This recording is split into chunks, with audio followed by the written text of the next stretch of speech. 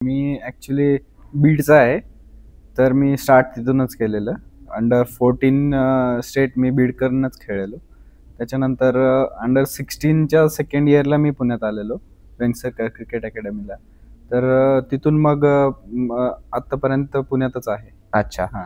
आणि मग बीडमधनं पुण्यात कसं काय येणं झालं? ॲक्च्युली हा माझा प्लॅन नव्हता पुण्यात यायचा. जेव्हा मी अंडर 16चं इन्व्हिटेशन्स खेळत होतो, तर तेव्हा वेरोक अगेन्स्टच मॅच होती वेंगसरकर क्रिकेट अकॅडमी. तर ते मॅच झाल्यानंतर माझे वडील बोलले की चल आपल्याला एक ठिकाणी जायचंय, आणि मला ते घेऊन गेले. मला वाटलं कोण नातेवाईक असेल किंवा काय असेल. तर ते घेऊन गेले आणि एका घरी घेऊन गेले म्हणजे असं. आणि तिथं माझी आई बसलेली, बहीण बसलेली, आमच्या घरचं सामान दिसत होतं मला, सगळं टीव्ही वगैरे. मग मी विचारलं हे काय आहे? तर माझे पप्पा बोलले आता इथंच राहायचं.